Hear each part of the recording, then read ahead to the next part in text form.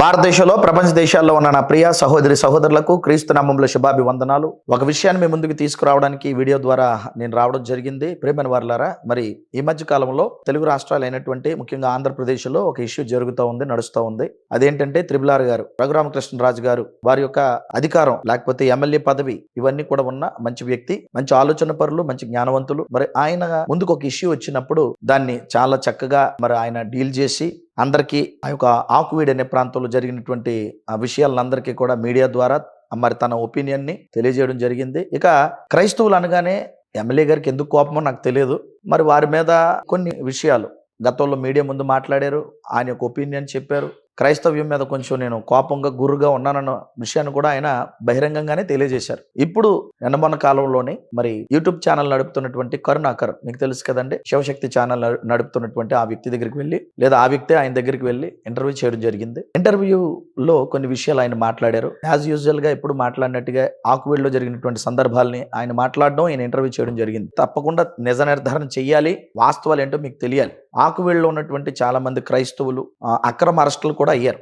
అవన్నీ మీకు తెలిసిన విషయాలే, నేను కొత్తగా చెప్పక్కర్లేదు. వారు ఎంతమంది వాపోయారు, ఎప్పటికీ కూడా కొంతమంది జైల్లో ఉన్నారు, ఇవన్నీ మీకు తెలిసిన విషయాలే. ఇకపోతే ఈ ఇంటర్వ్యూలో ఏం జరిగింది, ఏం మాట్లాడుకున్నారన్న దానిపై నా స్పందన తెలియజేస్తూ నిజాలు మీకు చెప్పడానికి మీ ముందుకు నేను రావడం జరిగింది. చాలా జాగ్రత్తగా వీటన్నిటిని మీరు పరిశీలన చేయాలి. చూస్తున్న మీరు కొంచెం జ్ఞానవంతులుగా ఆలోచించండి. నేను కొన్ని నిజాలు చెప్తాను మీకు. ఈరోజు ఆకువడిన ప్రాంతాన్ని గతంలో నేను దర్శించొచ్చాను, కొంతమంది నేను కలిశాను, వారితో మాట్లాడాను, నిజాలు ఏంటో తెలుసుకున్నాను. ఆ విషయాలు ఇప్పుడు మీకు నేను చెప్పాలని ఆశపడుతూ ఉన్నాను. ప్రియమైన వారలారా, ఇంటర్వ్యూలో కొన్ని విషయాలు ఈ యొక్క కరుణాకర్ ప్రశ్న వేస్తూ ఉంటే రఘురామరాజు గారు ఆన్సర్ చెప్పడం జరిగింది. వాళ్ళు ఏం మాట్లాడుకున్నారనే విషయాలు మొదటగా కొన్ని విషయాలు మీకు చెప్తాను. రఘురామరాజు గారు ఆ ఇంటర్వ్యూలో ఏం మాట్లాడారంటే, మీరు రాముడికి ఒక హనుమంతుడిగా మీరు కనపడుతున్నారు, మరి ఈ విషయంలో మీరు ముందుకు వెళ్ళడం మాకు చాలా సంతోషం అని మాట్లాడడం. అట్లాగే ఈ యొక్క కార్యక్రమంలో ఒకవేళ గాని మీకు ప్రజల నుంచి ఒకవేళ వ్యతిరేకత వస్తే ఎలా ఉంటదంటే దానికోసం కూడా నేను రెడీ అన్నట్టుగా మాట్లాడడం జరిగింది. ఇకపోతే హిందువులకి ఇక్కడ రక్షణ లేదండి, ఎందుకంటే అట్రాసిటీ కేసులు పెడుతున్నారు, క్రైస్తవులుగా చెప్పుకుంటున్న వారు క్రైస్తవులు కానివారని మాట్లాడడం జరిగింది. మరి ఇవన్నీ పక్కన పెడితే ఈ ఇంటర్వ్యూలో చాలా విషయాలు 21 నిమిషం అనుకుంటా మాట్లాడినప్పుడు కొన్ని విషయాలు మరి వారి గురించి వారు చెప్పుకున్నవి పక్కన పెడితే, ఇక క్రైస్తవుల గురించి వ్యతిరేకంగా మాట్లాడినవి పక్కన పెడితే నిజ నిర్ధారణ ఏంటో ఈ రోజు మనం తేల్చవలసిన అవసరం ఉంది. అందులో కొన్ని పాయింట్స్ మీతో నేను మాట్లాడాలని నేను ఆశపడుతూ ఉన్నాను. ఇక్కడ విషయం ఏంటంటే, రఘురామరాజు గారితో ఇంటర్వ్యూ చేసినప్పుడు కరుణాకర్ అడిగినటువంటి ప్రశ్నల్లో చాలా ఇంపార్టెంట్ గా మనం తీసుకుంటే, అందులో మరి ఇక్కడ యాంటీ కన్వర్షన్ బిల్ ఆంధ్రప్రదేశ్ లో తెస్తారా అని ప్రస్తావించడం జరిగింది. యాంటీ కన్వర్షన్ బిల్ మీరు తేవడానికి మీరు సిద్ధపడుతున్నారా అని రఘురామరాజు గారిని అడిగినప్పుడు ఆయన చెప్పిన మాటలు ఏంటో ఒకసారి మొదటిగా మనం వారు మాట్లాడినవి విన్న తర్వాత నేను మాట్లాడతాను. ఒకసారి మీరు వినండి. మత మార్పిడి నిరోధక చట్టం ఆంధ్రాలో కూడా వస్తే బాగుంటుంది అని అన్నారు. మీరు కూడా ప్రభుత్వంలో ఒక భాగంగా ఉన్నారు కాబట్టి అలాంటి ప్రపోజల్ మీ నుండి ఏమైనా ముందుకు తీసుకొచ్చే అవకాశం ఉందా? అంటే నేను ప్రభుత్వంలో ఒక రకంగా భాగంగా ఉన్నట్టే కానీ ఒక రకంగా సంబంధం లేనట్టు రాజ్యాంగబద్ధ పదవిలో ఉన్నారు ఉన్నాం. బట్ జనరల్గా భారతీయ జనతా పార్టీ ఇప్పుడు ప్రభుత్వ భాగస్వామ్యంలో ఉంది కనుక నిన్నగా మొన్న మహారాష్ట్రలో కూడా మార్చి 30వ తారీఖు యాంటీ కన్వర్షన్ బిల్లు స్ట్రింజెంట్గానే ప్రవేశపెట్టారు కనుక ఆంధ్రప్రదేశ్లో ఈ మార్పిడి అనేది కొంచెం ర్యాంపెంట్గా ఉంది కనుక ఎక్కడికక్కడ ఘాట్లు నిర్మించి, బ్యాప్టిజం ఘాట్ అని పేరు పెట్టి ఘాట్లు నిర్మించి నీళ్ళలో ముంచేస్తున్నారు కనుక సో డెఫినెట్గా ఇక్కడ అవసరం ఎక్కువైంది. సో కాబట్టి నా ఆకివీడు మండలంలోనే అనుమతి లేని చర్చిలు 113 ఉన్నాయంటే వారు ఏం మాట్లాడారో మీరు విన్నారు కదండి. ఇక్కడ ఏమంటారంటే, రఘురామరాజు గారి యొక్క మాటల్లో పరమార్థం త్రిబుల్ గారు ఏం చెప్తున్నారంటే, మొన్నటికి మొన్న మార్చి 31వ తారీఖున ఇక్కడ మరి ఎక్కడైతే ఈ యొక్క మహారాష్ట్రలోని ఈ యొక్క యాంటీ కన్వర్షన్ బిల్ పెట్టారు మార్చి 31, 2026 ఇక్కడ కూడా తీసుకురావడానికి నా వంతు ప్రయత్నం అయితే మాత్రం నేను చేస్తాను. ఎందుకు చేయాలని అనుకుంటున్నాడంటే, ఆయన ఎక్కడ పడితే అక్కడ బాప్తిస్ ఘాట్లు కడుతున్నారు, అట్టి బాప్తిసాలు ఇస్తున్నారు అనేది ఆయన యొక్క ముఖ్య ఉద్దేశం. అంటే బాప్తిసం ఇవ్వడం తప్పనా, బాప్తిస్ ఘాట్లు కట్టడం తప్పనా, ఏంటిది ఆయన ఉద్దేశం అన్నది మీరే ఆలోచించాలి. అంటే ఇప్పుడు అన్నిటికీ ఘాట్లు కట్టుకోవట్లేదండి. ఇప్పుడు పుష్కరాలు వచ్చినప్పుడు ఘాట్లు కడుతున్నారు, మరి పుణ్యస్థానాల కోసమే కదా. అలా బాప్టిస్ట్ ఘాట్లు కడితే ఎందుకు కోపం వచ్చింది మీకు, క్రైస్తవ్యం మీద ఎందుకు అంత అక్కస్సు వ్యతిరేకత అన్నది మనం ఆలోచించవలసిన విషయం. క్రైస్తవ ప్రపంచమా, నేను చెప్తున్న మాటలు చాలా జాగ్రత్తగా ఆలోచించాలి. నేను ఎక్కువ ఏమీ మాట్లాడవలసిన పని లేదు. వారు ఏం మాట్లాడారో మీకు వినిపిస్తున్నాను. వాటి మీద మనం ఎలా స్పందించాలో, మన కార్యాచరణ ఏంటో, నెక్స్ట్ మనం అందరం ఐక్యత ఎలా అవ్వాలో దీని మీద మనం ఎలా ముందుకు వెళ్ళాలన్న దాని మీద మిమ్మల్ని స్పందింప చేయడానికి నేను స్పందిస్తూ ఈ యొక్క వీడియోని లేదా ఈ ఇంటర్వ్యూని మీ ముందుకు నేను తీసుకురావడం జరిగింది. ఇప్పుడు చెప్పండి, బ్యాప్టిస్ట్ ఘాట్లు కడుతున్నారు కాబట్టి, బ్యాప్టిస్టులు ఇస్తున్నారు కాబట్టి బాధ అనిపించింది. కాబట్టి ఏం చేయాలంటే మహారాష్ట్రలో మొన్న మార్చి 31వ తారీఖున వచ్చినట్టుగా యాంటీ కన్వర్షన్ బిల్లు ఈ యొక్క ఆంధ్రప్రదేశ్లో కూడా తేవాలనే ఆలోచనలో ఉన్నాము అన్నట్టుగా రఘురామరాజు గారు చాలా క్లియర్గా ఆ మాటను తెలియజెప్పడం జరిగింది. ఇంకా మరొక విషయాన్ని మీతో నేను ప్రస్తావించాలని అనుకుంటున్నాను. రెండోదిగా ఆకువీడి ప్రాంతంలోని అనుమతులు లేని చర్చల గురించి ఆయన మాట్లాడుతూ అక్కడ సుమారుగా 113 చర్చలు ఉన్నాయి. వాటి గురించి మీ స్పందన ఏంటి, అసలు దాని గురించి మీ ఆలోచన ఏంటి అని ఇంటర్వ్యూలో మాట్లాడుతూ ఉన్నప్పుడు ఈయన కొన్ని విషయాలు బయటపడడం జరిగింది. రఘురామరాజు గారు ఆయన ఏం మాట్లాడాడో, ఆకువీడిలో ఉన్న ఆ ప్రదేశంలో ఆ ప్రాంతంలో అక్కడ ఉన్నటువంటి చర్చల కోసం ఏం మాట్లాడారో ఒకసారి విందాం మనం. చూడండి. ఒక మండలంలో ఉన్నది 18 గ్రామాలు, ఓ బుజ్జి నగర పంచాయతీ, అంటే లోయెస్ట్ గ్రేడ్ మున్సిపాలిటీ. ఎంతమంది ఉంటారు మండలంలో? మహా ఉంటే 60-70 వేలు వేసుకో మ్యాక్సిమం. 70,000 జనాభాకి అనుమతి లేని 113 ఉంటే అనుమతి ఉన్నా ఇంకో 10 ఉండొచ్చేమో. సో అంటే సుమారు 125కి అఫీషియల్గా చూపెట్టే 2% లెక్కలంతా రబ్బిషే కదా. ఈ విషయం సీఎం గారి దృష్టికి వెళ్ళిందండి, ఈ ఆకివీడు సంఘటన. ఎందుకంటే యాజ్ ఈ setting law and order also డెఫినెట్గా వెళ్లకుండా ఉండే అవకాశం ఉండదు.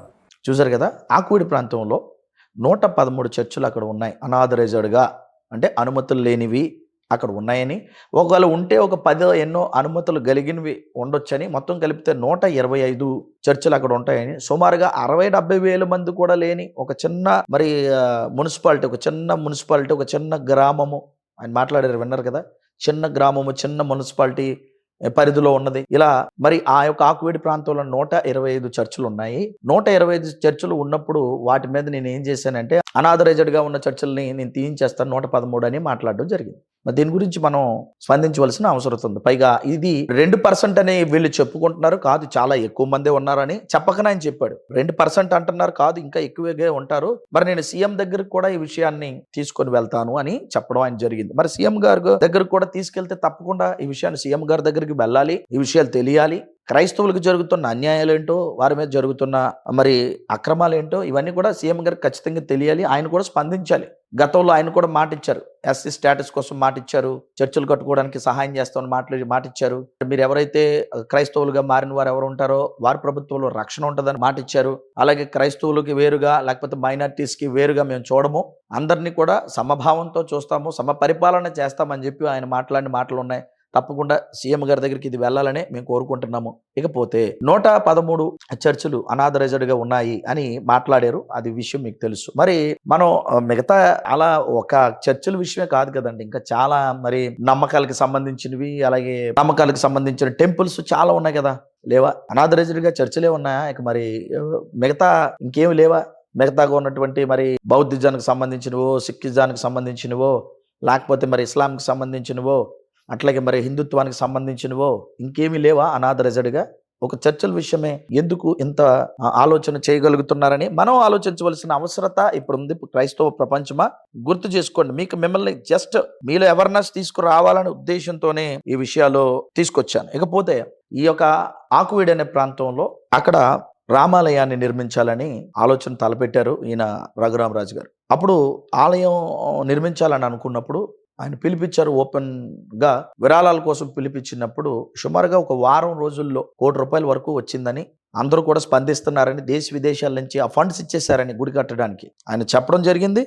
మరి దానికి ఏం చెప్తున్నాడంటే కరుణాకరు, మరి అయోధ్య రామాలయం కట్టినప్పుడు ఎలాంటి స్పందన వచ్చిందో ఇప్పుడు కూడా అలాంటి స్పందన వస్తుందని మాట్లాడడం జరిగింది. గుర్తుపెట్టుకోండి, వారంలో ₹1 కోటి స్పాన్సరింగ్ వచ్చిందంట. రఘురామరాజు గారే చెప్పారు స్వయాన. గుడి కట్టేద్దాం అన్నప్పుడు ₹1 కోటి స్పాన్సరింగ్ వచ్చిందని మరి ఆయన చెప్పిన మాటలు ఏవైతే ఉన్నాయో ఒకసారి వినండి. అలాగే ఇప్పుడు ఈ సంఘటన జరిగిన తర్వాత ఒక హిందూ లీడర్గా మీ ఇమేజ్ అనేది 3 అయ్యింది.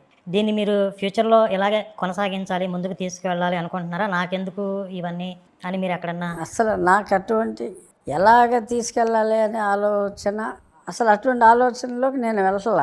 నేను ఇప్పుడు టేకప్ చేసింది నా నియోజకవర్గంలో నాకు వచ్చిన పరిస్థితి ఏ నియోజకవర్గంలో కూడా ఏ హిందువుకి రాకూడదు. మహావృక్షమైన ఒక చిన్న విత్తనంతోనే మొదలవుతుంది.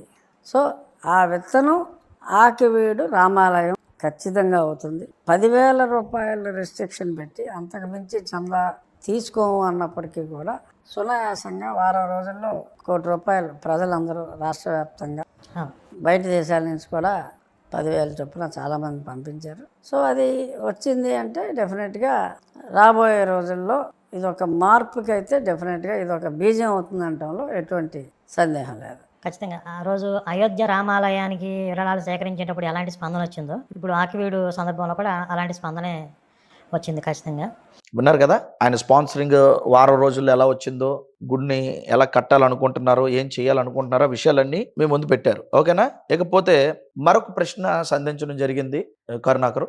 ఏమన్నాడంటే ఆయన, రామాలయం ఎప్పుడు కడతారు, ఎప్పుడు ప్రారంభిస్తారు, మరి ప్రారంభించినప్పుడు ఎలా దాన్ని పూర్తి చేస్తారు, ఇవన్నీ మాట్లాడినప్పుడు రఘురామరాజు గారు ఏం చెప్పారో ఒకసారి మీరు వినాలి. ఇక్కడ ఏ చర్చిలు అయితే అనాథరైజ్డ్ గా ఉన్నాయో, పర్మిషన్ లేవని అన్నారో ఆయన నోటితో అన్నారు. మీరు విన్నారు కదా, 113 చర్చిలు అక్కడ ఆకువేడు ప్రాంతంలో 113 చర్చిలు ఉన్నాయి. వాటిని అనాథరైజ్డ్ అంటే ప్రభుత్వ అనుమతులు లేకుండా ఉన్నాయని చెప్పినప్పుడు, ఆయన దేవాలయం ఏదైతే ఈ యొక్క రామాలయం నిర్మిస్తానని చెప్పినప్పుడు సేమ్ చొక్కెదురు ఆయనకి ఎదురయ్యింది. సేమ్ చొక్కెదురు ఆయనకి ఎదురయ్యింది. ఎలా ఎదురయ్యిందో ఆయన మాటల్లో మనం వినండి. అది ఈ రామాలయం ఎప్పుడు నిర్మాణం ప్రారంభిస్తున్నారు సార్? ఇది హోప్ఫుల్లీ అంటే మేము నిన్న కోర్టులో వచ్చింది, జడా శ్రావణ్ కుమారు ఒక 3 క్రైస్తవుల పేరు మీద సరే ఈయన ఏం చేయడా లేకపోతే వాళ్ళేసి ఈయన పెట్టుకున్నారు. ఒక 3 ఒక ఈశ్వరత్నం అని ఇంకే పేర్లతోటే అనుమతులు లేకుండా దేవాలయం పాతది కొలగొట్టి కొత్తది కడుతున్నారు. సో చట్ట ప్రకారం అనుమతులు తీసుకోవాలి, అంచేత స్టే ఇవ్వండి అని చెప్పి అడిగితే నేను కూడా కోర్టులో ఉన్నాను. గవర్నమెంట్ ప్లేడర్స్తో పాటు నేను కూడా మాట్లాడటం జరిగింది. చాలా స్పష్టంగా let there not be any stay అని చెప్పి, నేను అనుమతి లేకుండా కట్టే ప్రసక్తే లేదు. సో అన్ని అనుమతులు వచ్చిన తర్వాతే ఆ నిర్మాణం ప్రారంభం అవుతుంది. To that extent government pleaders affidavit file చేస్తారు. So let there not be any stay అంటే, సో అఫిడవిట్లు ఫైల్ చేయమని చెప్పి ఎటువంటి స్టే లేకుండా post it after 2 weeks 3 weeks అని చెప్పి ఆర్డర్ ఇచ్చారు. 2 వారాల్లో ఆల్రెడీ అప్లై చేసాం పర్మిషన్కి. ఎగ్జిస్టింగ్ రామాలయం అని రెవెన్యూ సర్టిఫికేషన్లు అన్నీ ఉన్నాయి. సో ఎగ్జిస్టింగ్ రామాలయం అక్కడ అదే ప్రాంతంలో అట్లీస్ట్ 100 సంవత్సరాలుగా ఉంది కాబట్టి సో ఎటువంటి ఇబ్బందులు లేకుండా మనకి క్లియరెన్స్లు అనేవి వచ్చేస్తాయి. విన్నారు కదా, ఇక్కడ ప్రశ్న వేసింది ఏంటంటే రామాలయం ఎప్పుడు కడతారని అన్నప్పుడు ఇక్కడ ఏం జరిగిందంటే, ఈ రామాలయం కట్టాలంటే ముందు పర్మిషన్ కావాలి. జలశ్రవణ్ కుమార్ అనే ఒక వ్యక్తి ఏం చేశారంటే, దాని మీద కొంతమంది క్రైస్తవులని 2-3 తీసుకొని అందులో యేసురత్నం అనే ఆయన ఉన్నారని ఆయనే చెప్పారు.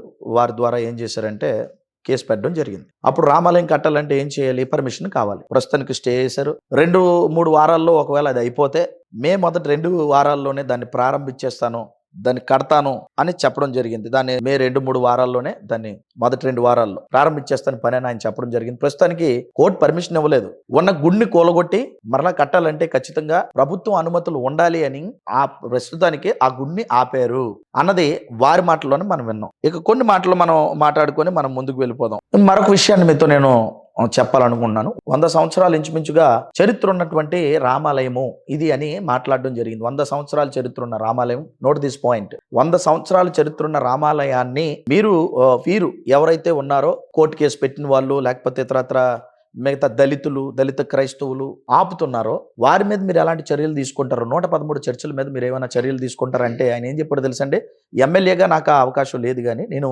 అధికారులకు తెలియజెప్తాను, అధికారులు స్పందిస్తారు, దీని మీద ఒక ఆలోచన నాకు ఉంది అని చాలా చక్కగా ఆయన చెప్పడం జరిగింది. ఏమంటే అధికారులు స్పందిస్తారట, ఈయనకు అధికారం లేదని ఒప్పుకున్నారు. అంటే 113 చర్చల మీద అవి తీసేయడానికి, లేదంటే వాటిని ఇబ్బంది పెట్టడానికి, లేదంటే వాటిని ఆపడానికి నాకు అనుమతి లేదు అని ఆయన చాలా క్లియర్ గా చెప్పారు ఎమ్మెల్యేగా. ఆయనకి తెలుసు ఆ సంగతి. ఎందుకంటే దళితులు ఓట్లేస్తే గెలిచారని, క్రైస్తవులు ఓట్లేస్తే గెలిచారని, ముస్లింస్ ఓట్లేస్తే గెలిచారని, ఇక ఇతరత్ర అందరూ కలిసి ఒక నాయకుడిని ఎన్నుకునే విషయంలో మన భారతదేశ రాజ్యాంగ పరిధిలో ఓటింగ్ జరిగినప్పుడు ఈ ఓట్లన్నీ కూడా ఒక కులానికి, ఒక మతానికి, ఒక వర్గానికి సంబంధించిన వారు మాత్రం వేయరని, అందరూ కలిసి వేస్తేనే ఒక వ్యక్తి ఒక నాయకుడిగా ఎంపిక అవుతారన్న సంగతి ఎమ్మెల్యే గారు చాలా క్లియర్ గా చెప్పేశారు. త్రిబుల్ గారు థ్యాంక్ యూ సార్. మరి మీకు ఆ మాత్రం ఆలోచన ఉందని. కాకపోతే మరి మిమ్మల్ని ఎవరు రెచ్చగొడుతున్నారో, మీరు ఎందుకు అలాగా, గతంలో ఎప్పుడు లేదండి క్రైస్తవుల మీద ఈ విధంగా ఆయన ప్రవర్తించడం. మరి ఆయన్ని ఎవరు మరి పురుగొల్పుతున్నారో తెలియదు కానీ తప్పకుండా మనం అందరం ఈ విషయంలో ప్రార్థన చేద్దాం. ఈ అలజడులు అల్లర్లన్నీ ఆగిపోవాలి. రాజుల కొరకు, నాయకుల కొరకు, మనుషులందరి కొరకు ప్రార్థన చేయమని ఒక మంచి విధానాన్ని, విధిని నేర్పించారు మనకి ప్రభువైన యేసుక్రీస్తు వారు. దాన్ని మనం కొనసాగిస్తూనే అలాగే లీగల్గా కూడా మన మీద జరుగుతున్నటువంటి ఈ యొక్క పరిస్థితులన్నిటి మీద మనం కొలిక్కి రావాలి. మనం ఒక ఆలోచన చేయాలి. అనాథరైజ్డ్ చర్చెస్ అని మాట్లాడుతున్నప్పుడు మరి మిగతా విషయాలు కూడా అనాథరైజ్డ్గా ఎన్నైతే ఉన్నాయో, స్కూళ్ళు అవ్వచ్చు, కాలేజీలు అవ్వచ్చు, ఇల్లులు అవ్వచ్చు, అంతే కదా. మరి ఇంకేమైనా అవ్వచ్చు, గుళ్ళు అవ్వచ్చు, మసీదులు అవ్వచ్చు, చర్చిలు అవ్వచ్చు. అనాథరైజ్డ్గా ఒక చర్చే కాదు, అనాథరైజ్డ్గా ఉన్నవన్నీ కూడా ప్రభుత్వ పరిధిలో గుర్తింపు చెయ్యాలి. మరి చేస్తారు అలాగా? వాటి మీద ఒక అవగాహనకు వస్తారా? ఇకపోతే ఏ చర్చిలకైతే పర్మిషన్ కావాలని అడిగారో మరి సేమ్ చొక్కెదురై మీ గుడి కట్టడానికి కూడా పర్మిషన్ కావాలన్నారు. ఇక్కడ మనం ఆలోచించవలసిన విషయం ఏంటి? చర్చికి పర్మిషన్ ఉంటే గుడికి కూడా పర్మిషన్ కావాలి కదా. అదేగా చెప్పింది కోర్టు, అంతేనా? చాలా క్లియర్ ఇది. ఇక ముందుకు వెళ్దాం మనం. ఇక్కడ జరిగిన విషయం ఆకువీడులో చివరిగా మీకు చెప్తున్నాను, ఇదే ట్విస్ట్. ఆకువీడులో జరిగిన విషయం ఏంటి? ఇక రామాలయం కట్టాలి, రామాలయం కట్టాలి, రామాలయం కట్టాలని పట్టుబడుతున్నారు కదా మన త్రిబుల్ గారు, వారి యొక్క అనుచరులు, అనుయాయులు ఎవరైతే ఉన్నారో. మరి ఇంటర్వ్యూలో కూడా కరుణాకర్కి నిజంగా చెప్తాను, నీకేం తెలియదు కరుణాకర్. ఆకువీడులో జరిగిన పరిస్థితులు ఏమి తెలియకపోయినా అమాయక హైందవ సోదరుల్ని మభ్యపెడుతూ, మోసం చేస్తూ, ఏదో కూర్చొని ఆయన పెద్ద ఆయన ఏదో మాట్లాడాడు అనుకో, నీకు అవగాహన ఉండాలి కదా. ఏదో ఆయనకి రాబో కాలంలో ఆయన నియోజకవర్గం కాకపోదు, క్రైస్తవుల మీద ఎంత గురుగున్నారు. రేపు పొద్దున్న ఆ క్రైస్తవులు ఓట్లు ఆయనకు అవసరం లేకపోకపోదు. దళితుల మీద ఎంత ఒకవేళ ఇబ్బందిగా ఉన్నా ఆ దళితుల ఓట్లు ఆయనకు అవసరం లేకుండా పోదు. మరి ఇప్పుడు ఇంటర్వ్యూ చేస్తున్న నీకైనా కొంచెం జ్ఞానం ఉండాలి కదా. ఆకువీడు గురించి నీకేం తెలుసు? ఏం తెలుసు నువ్వు? నాకు తెలిసి ఒక కరియాపాకు గడువు అక్కడ. ఆ విషయంలో నీకేం తెలియదు అసలు. ఒక కరియాపాకు గడువు నువ్వు అక్కడ. ఆకుపాకు, కరియాపాకు, నీకు అంతకంటే ఏం తెలియదు. ఇప్పుడు నేను చెప్తాను విను. మీరందరూ కరుణాకర్ వీడియో చూశారు కదా. ఎమ్మెల్యేని, ఆ ఎమ్మెల్యే గారిని, త్రిబుల్ గారిని ఇంటర్వ్యూ చేశాడు అన్న. అందులో నిజమేంటి నేను చెప్తాను వినండి. ఈరోజు ఆకువీడు ప్రాంతంలో ఎక్కడైతే రామాలయం కట్టాలని అనుకుంటున్నారో అక్కడ పూర్వకాలంలో రాముడు గుడి అనేది అక్కడ లేదు. ఏ ప్రాంతంలోనైతే ఈ యొక్క అల్లరి జరిగిందో, ఎక్కడి నుంచి ఇది ప్రారంభమైందో అక్కడ 100 సంవత్సరాల నుంచి అక్కడ రామాలయం లేదు. దీని మీద ఒక చిన్న వీడియో క్లిప్ వచ్చిన న్యూస్లో వచ్చింది, మీకు చూపిస్తాను. అక్కడ ఏం గొడవ అయిందని చిన్నది జ్ఞాపకం చేస్తూ నేను ముందుకెళ్ళి విషయాలు చెప్పి నేను ముగిస్తాను. పశ్చిమ గోదావరి జిల్లా ఆకివీడులో డిప్యూటీ స్పీకర్ రఘురామకృష్ణరాజు పర్యటనలో ఉద్రిక్తత నెలకొంది. పెద్దపేట రామాలయానికి రఘురామ వెళ్లిన సందర్భంగా 2 వర్గాలు పరస్పరం దాడి చేసుకున్నాయి. ఈ ఘటనలో పలువురు గాయపడగా వారిని ఆసుపత్రికి తరలించారు.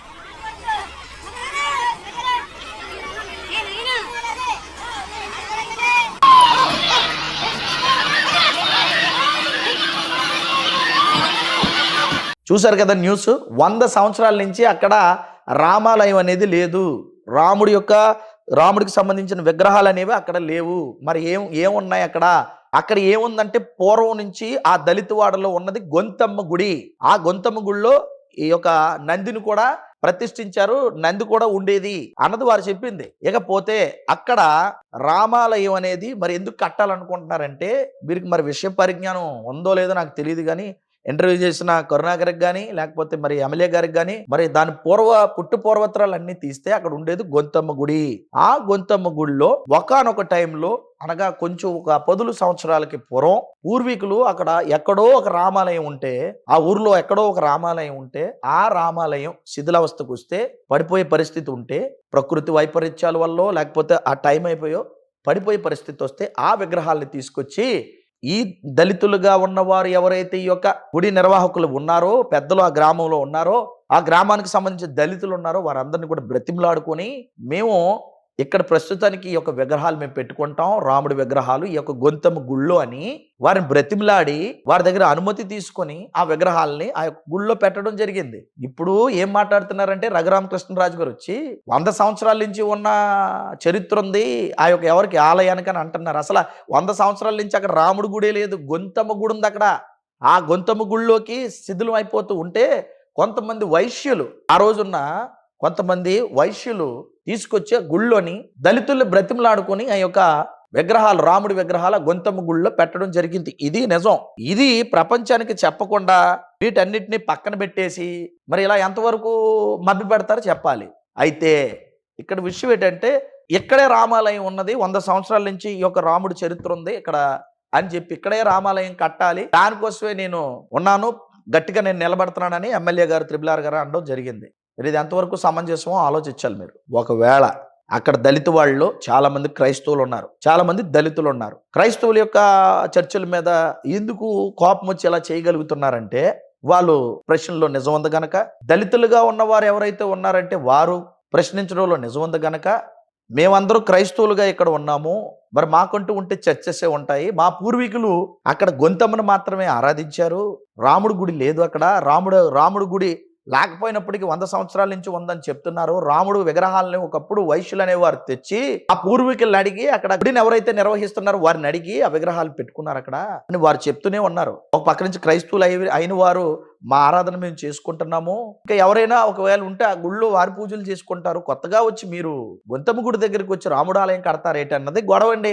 ఇది అసలు గొడవ. ఇప్పుడు చెప్పండి, ఒకవేళ త్రిబుల్ గారు కట్టాలి అని అనుకున్నారు అనుకోండి, సమన్యాయం చెయ్యాలి అనుకున్నారు అనుకోండి, ఎమ్మెల్యే గారిగా ఒక పని చేయండి సార్, అక్కడ రాముడు గుడి కట్టండి, గొంతమ్మ గుడి కట్టండి, అలాగే చర్చి కూడా కట్టండి. ఇప్పుడు ఆ మొత్తం గొడవ అంతా సమసిపోతుంది. చర్చు, రాముడు గుడి, అలాగే గొంతమ్మ గుడి కట్టండి, చక్కగుంటది కదా. సర్వమత సమ్మేళనం లాగా అందరూ సమానంగా ఉంటారు. రాముడిని ఇష్టమైన వాళ్ళు రాముడిని ఆరాధించుకుంటారు, గొంతమ్మ ఇష్టమైతే గొంతమ్మని ఆరాధిస్తారు. ఇప్పుడు క్రైస్తవులు అనుకోండి, మరి యేసుప్రభుని ఇష్టమైన వాళ్ళు యేసుప్రభుని ఆరాధిస్తారు. ఆ పని చేయండి సార్. అక్కడ ఈ గొడవంతా సమిసిపోవాలంటే లేదు నేను రామాలయమే కడతానంటే 100 సంవత్సరాల నుంచి అక్కడ రామాలయం లేనిది ఎలా రామాలయం కడతారు? ఆలోచించండి ఒకసారి. ఇదే కదా అక్కడ గొడవకి ప్రారంభం. ఇప్పుడు ఏం చేయాలంటే మొదటిగా ప్రభుత్వానికి చిత్తశుద్ధి రావాలి దీని మీద. ఎవరెవరు రావాలంటే ఎస్సీ కమిషన్, అలాగే ఎండోమెంట్ మినిస్టర్, అలాగే ఎస్సీ మినిస్టర్, అలాగే కలెక్టర్, వీరందరూ కలిసి ఆ యొక్క ఆకువీడి ప్రాంతానికి వెళ్ళి ఎక్కడైతే గొడవ జరిగిందో, ఎక్కడైతే ఈ యొక్క మరి ఇష్యూ మొదలైందో అక్కడికి వెళ్ళి ఇంతకీ ఇక్కడ 100 సంవత్సరాల నుంచి రాముడు ఆలయం ఉందా, గొంతమ్మ ఆలయం ఉందా అన్నది కనుక్కోవాలి మీరు. కనుక్కున్న తర్వాత దాని మీద చక్కటి మరి రిపోర్ట్ ప్రభుత్వానికి తెలియజేసి ఇక్కడ గొంతమ్మ గుడి ఉందా, రాముడు గుడి ఉందా అన్నది అక్కడ ప్రజల్ని ఒకసారి అడిగి ప్రెస్ మీట్ పెట్టి వాళ్ళు ఒక్కొక్కరుగా అడుగుతారో, ప్రెస్ మీట్ పెట్టి అడుగుతారో, లేదంటే మీరు అందరూ అక్కడికి వెళ్ళి మొత్తానికి ఆ యొక్క సమస్యను అంతటినీ సమసింప చేసి ఒకవేళ రాముడి గుడి నిజంగా 100 సంవత్సరాల నుంచి ఉంది అని అన్నట్టుగా అక్కడ కానీ నిరూపితం అయితే రాముడి గుడి కట్టాలి. అక్కడ రాముడి గుడి లేదు 100 సంవత్సరాల నుంచి, 100 సంవత్సరాల చరిత్ర ఉన్నటువంటి రాముడి గుడి అక్కడ లేదు, మరి గొంతమ్మ గుడే ఉండేది అని అన్నారనుకోండి, అప్పుడు ఏం చేయాలో ప్రభుత్వం మీరే చెప్పాలి. ఇప్పుడు ఇక్కడ ఉన్నటువంటి ఎస్సీ కమిషన్ కానీ, ఎండోమెంట్ మినిస్టర్ కానీ, ఎస్సీ మినిస్టర్ కానీ, అలాగే కలెక్టర్ కానీ వీళ్ళందరూ వెళ్ళి ఈ సమగ్రమైనటువంటి విచారణ చేసి అక్కడ అందరి యొక్క వారికి ఏం జరిగింది, అక్కడ పుట్టు పూర్వత్రాలు ఏంటి, వాటి మూలాలు ఏంటి, వాటికి సంబంధించిన విధి విధానాలు ఏంటి, వాటి విషయాలు ఏంటి అన్నింటినీ కూడా చక్కగా ఒక మంచి కమిషన్ వేసి అందరినీ అడిగి చివరికి ఆ విచారణలో వచ్చినటువంటి వివరణ ఏంటో ప్రభుత్వానికి మీరు తెలియజేస్తే అప్పుడు నిజమేంటో నిర్ధారణకు వస్తుంది. ఇదండి జరిగిన విషయం. దీన్ని పక్కన పెట్టి 100 సంవత్సరాల నుంచి అక్కడ రాముడు గుడి ఉంది, 100 సంవత్సరాల నుంచి ఆకుబీడులో ఎక్కడైతే ఉద్రిక్తత నెలకొందో అక్కడ 100 సంవత్సరాల నుంచి రాముడి గుడి లేదు. ఇది మరి లేని దానికి ఎందుకు గొడవ చేస్తున్నారు? అలా అడిగారని చెప్పి 113 చర్చిల మీద మరి ఏం చేస్తున్నారంటే అనాథరైజ్డ్గా ఉంది. అసలు మరి ఇప్పుడు గొంతమ్మ గుడికి సంబంధించిన దాని మీద రాముడి గుడి కడతానంటే ఇది అనాథరైజ్డ్ కాదా? మా పూర్వీకులు గొంతమ్మని మేము ఆరాధిస్తామంటే మీరు రాముడి గుడి కడతారేటని వాళ్ళు అడిగారు. మరి ఇప్పుడు చేస్తున్న పని అనాథరైజ్డ్ కాదా? ఎమ్మెల్యే గారు ఆలోచించండి. మీరంటే మాకు గౌరవం, మీ కొరకు కూడా మేము ప్రార్థన చేస్తాం. మనకు ఎందుకు సార్ విద్వేషాలు? భారతదేశంలో మనం అందరం ఉన్నాం, మనం అందరం భారతీయులం. భిన్నత్వం ఏకత్వం కలిగిన దేశంలో అందరూ ఎవరి దేవుళ్ళు వారు ఆరాధించుకోవచ్చు. క్రైస్తవుల మీద మీకు ఎందుకు కోపం సార్? ఒకవేళ క్రైస్తవుల మీద మీకు ఏదైనా అక్కసుండు కోపం ఉంటే ఎవరో ఒక్కరు తప్పు చేయొచ్చు, కానీ అందరి మీద ఒకవేళ తప్పు చేసిన వాళ్ళు ఉంటే మందలించండి, తప్పు లేదు. కానీ యావత్ క్రైస్తవ్యం మీద 113 చర్చల మీద అక్కడ ఉన్నటువంటి మరి సేవకుల మీద మరి ఎలా మీరు మీ ధోరణి చూపించడం అనేది బాధాకరమైన విషయం. ఆలోచించండి పెద్దలు. మీరు ఏది న్యాయం అది చేయండి. రఘురామరాజు గారు ఏది న్యాయం అది చేయండి, మంచేదో అది చేయండి. ఒకవేళ రాముడు గుడి 100 సంవత్సరాల నుంచి ఉంటే కట్టండి, అక్కడ లేదు కదా, లేనిది ఎలా కట్టడానికి ముందుకు వెళ్తారన్నదే ఆ ప్రజల ప్రశ్న అక్కడ. అంతే కదండి. ఆ దళితుల ప్రశ్న, లేదంటే ఆ యొక్క పూర్వీకులు కట్టుకున్నటువంటి గుడి ఏదైతే గొంతమ్మ గుడి ఉందో, గొంతమ్మ గుడిని పక్కన పెట్టి ఎప్పుడో వైశ్యులు పూర్వకాలంలో తీసుకొచ్చినటువంటి ఆ రాముడి విగ్రహాలు ఆ గుడిలో పెట్టి ఉంచినప్పుడు ఆ చరిత్ర మర్చిపోయి అక్కడ రామాలయమే కట్టాలి, రాముడి గుడే ఉంది, గొంతమ్మ గుడి లేదని మరి అన్యాయంగా మాట్లాడుతూ క్రైస్తవుల మీద దాన్ని నెట్టి క్రైస్తవ్యం మీద మరి దాన్ని ఏమంటారంటే ఆ ఉక్కు పిడికులతో బంధించి లేదంటే మీ ఉక్కు పాదాలు మోపి చేయడం అనేది అంతవరకు సమంజసం అన్నది రఘురామ కృష్ణరాజు గారు ఆలోచించాలి. రిక్వెస్ట్ సార్, మీరు అధికారంలో ఉన్నారు, నాయకులుగా ఉన్నారు, దేవుడు మంచి పదవిని ఇచ్చాడు మీకు. ఆ పదవి ద్వారా సమాజం, మంచి సమాజం, మంచి శాంతి సమాజం, లేదంటే అందరూ కలిసికట్టుగా బ్రతికి ఒక ప్రశాంత సమాజాన్ని స్థాపించడానికి ప్రయత్నించండి. కానీ ఎవరో ఏదో చెప్పారని మీ కోపంతోనో ఎవరో ఏదో అన్నారనే ఆలోచనతోనో కాకుండా ఒక ఎమ్మెల్యేగా ఆలోచించండి, ఒక జ్ఞానవంతులుగా ఆలోచించండి, ఒక త్రిబులార్గా ఆలోచించండి. ఇది మీరు ఆలోచించవలసిన విషయం. ఎవరో అలా టప్పగలు దానిపోయిన దానేగలికి ఇస్తారేంటి సార్ ఇంటర్వ్యూ? మీరు వాళ్ళకేం తెలుసండి? ఆ 10th క్లాస్ ఫెయిల్ మా కరుణాకర్ బ్రదర్, అతనికి ఏం తెలియదు, ఏదో మాట్లాడి మీరు మాట్లాడినప్పుడు కూడా కింద నా అకౌంట్ నెంబర్ వేసుకున్నాడు అండి. అంటే ఎమ్మెల్యే గారు మా స్టూడియోకి వచ్చారు కాబట్టి అనుకునే మీరు మాట్లాడినప్పుడు కూడా అకౌంట్ నెంబర్ పెట్టుకొని మా ఎమ్మెల్యే గారు వచ్చారు కాబట్టి ఎమ్మెల్యే లాంటి నేను ఇంటర్వ్యూ చేశాను కాబట్టి నాకు డబ్బులు వేయండి అన్న ధర్మభిక్ష కూడా సార్ ఆయన అడుక్కున్నాడు. ఆయన అలాంటి దగ్గరికి వెళ్తే మీ ఇమేజ్ పోతుంది. మీరు ఉన్నతంగా ఒక మంచి పదవిలో ఉన్నవారు ఇలాంటి అల్లా టప్పగల దగ్గరికి వెళ్ళి ఏదో వాళ్ళు మాట్లాడారని మీరు మాట్లాడకూడదు. మీరు ఉన్నతంగా ఆలోచించాలి. ఆకువీడి ప్రజలకు న్యాయం చేయాలి, ఆకువీళ్ళు ఉన్న దళితులకు న్యాయం చేయాలి, ఆకువీడిలో ఉన్న క్రైస్తవులకు మీరు న్యాయం చేయాలి. ఆలోచించండి క్రైస్తవ ప్రపంచమా. నేను ఆయనకి చెప్పవలసినవన్నీ ఒక సేవకుడిగా, ఒక భారతీయుడిగా, భారతీయ క్రైస్తవుడిగా నేను చెప్పాను. ఇప్పుడు దీనికి ఏ విధమైన కార్యాచరణ చేయాలంటారు? క్రైస్తవుల మీద జరుగుతున్నటువంటి కుట్రలో ఇక్కడ ఏం చేయాలంటే ఆంధ్రప్రదేశ్లో కూడా యాంటీ కన్వర్షన్ బిల్ తేవాలట. అనాథరైజ్డ్గా ఉన్న చర్చలన్నీ తీసేస్తారట. అంటే అక్కడి నుంచి ఆకువీడి నుంచి పోక్కొని వస్తే చివరికి అన్ని చోట్ల ఇది చెయ్యాలి, దీని మీద మరి ఒక కార్యాచరణ చెయ్యాలి అనుకొని మీరు మాట్లాడుతున్నారు. మరి ఇలాంటి అంటే రెచ్చగొట్టడానికి ఈ కరుణాకర్ లాంటి ఉన్నప్పుడు మన కార్యాచరణ మనం చెయ్యాలొద్దా? వాళ్ళ కార్యాచరణ వారు చేసుకొని ఇష్టానుసారంగా భిన్నత్వం ఏకత్వం కలిగిన ఈ దేశంలో మనకు సర్వ హక్కులు ఉండి మాట్లాడే హక్కు, జీవించే హక్కు, ఏ దేవుడినైనా ఆరాధించుకునే హక్కు ఉన్న ఈ దేశంలో మనల్ని ఏమీ కాకుండా తీసి పారేసి ఏమంటే వాళ్ళు భయపెట్టి విన్నారు కదా, రఘురామరాజు గారు చెప్పారు. మరి ఇన్ని చర్చలు ఉన్నాయి కదా, 60-70 వేల మంది ఉన్నోడికి 113, 125 చర్చల వరకు ఉంటే వీళ్ళు 2% అంటారు తప్పు, ఇంతకంటే ఎక్కువ ఉన్నారు. ఇది వీళ్ళు భయం. క్రైస్తవ్యము పెరుగుతుంది, 2 తెలుగు రాష్ట్రాలతో పాటు దేశంలో పెరుగుతుంది. మీకు చరిత్ర చెప్పక్కర్లేదు. ఎంత అణిచినా పైకి లెగుస్తూనే ఉన్నది క్రైస్తవ్యం అని మొదటి శతాబ్దం కాలం నుంచి అపోస్తుల యొక్క మరి వారి యొక్క ప్రయాణంలో, వారి పరంపరలో, వారి సువార్తలో వారిని అణిచినా, నలిచినా, కొట్టినా, తిట్టినా, వారిని ఆఖరికి చంపినా సరే క్రైస్తవ్యం అనేది ఆగకుండా ఈనాటికి ప్రపంచవ్యాప్తంగా విస్తరిస్తూనే ఉంది. కాబట్టి ఇలాంటి వారు ఎంతమంది వచ్చినా, ఎంతమంది ఆపాలనుకున్నా నిజాయితీ కలిగిన, సత్యం కలిగిన క్రైస్తవులు ఈ తరంలో అపోస్తుల వలె లేచి ఈ విషయాలకి ముందుకెళ్ళి లీగల్గా పోరాడాలి, వ్యక్తిగతంగా పోరాడాలి, మనం అందరు కలిసి పోరాడాలి. అందరికీ ఒక పిలుపు, డెనామినేషన్స్ అనేవి పక్కన పెట్టేసి మనం క్రైస్తవులు తోటి క్రైస్తవులకు అన్యాయం జరుగుతుంది, వారికి ఇబ్బందికరంగా ఉన్నారు అని వారి మీద ఒక ఆలోచన చేసి మనం అందరూ స్పందించవలసిన అవసరం ఉంది. అందుకే మీ ముందుకు నేను వచ్చాను. మనం అందరూ కలిసికట్టుగా నెక్స్ట్ ఏం చేద్దాం మీరు ఆలోచించండి. నా ఫోన్ నెంబర్ ఉంటుంది కింద, తెలియజెప్పండి. ఖచ్చితంగా మంచి కార్యాచరణ చేద్దాం. మనం ప్రభుత్వాలకు వ్యతిరేకంగా వెళ్ళొద్దు, ఏ నాయకుడిని దూషించొద్దు, ఆఖరికి మన త్రిబులార్ గారిని కూడా దూషించొద్దు. అందరూ ప్రార్థిద్దాం ఆయన కోసం, ఓకేనండి. కానీ లీగల్గా మాత్రం మనం ముందుకు వెళ్ళాలి, లీగల్గా ఫైట్ చేయాలి, న్యాయ పోరాటం మనం చేయాలి, మనకున్న హక్కుల్ని మనం కాపాడుకోవడానికి ప్రయత్నించాలి. ఇలా మనం ముందుకు రాకపోతే ఇక ఒక్కొక్కరు లేచి అన్ని విధాలుగా క్రైస్తవ్యాన్ని ఇబ్బంది పెట్టడానికి పూనుకుంటారు. కాబట్టి మేలుకో క్రైస్తవ్యమా, జాగృతి గలుగు క్రైస్తవ్యమా. క్రీస్తు మనల్ని నడిపించడానికి ఆయన మనకు తోడుగా ఉన్నారు. సత్యమే ఎప్పుడు గెలుస్తుంది, ఆలోచించండి. అంతకంటే నేనేం మాట్లాడను. కార్యాచరణ చేయడానికి క్రైస్తవ సంఘాలు, క్రైస్తవ పెద్దలు, క్రైస్తవ నాయకులు అందరూ కూడా స్పందించండి. మీ పరిధిలో ఏం చేయగలరో చేయండి.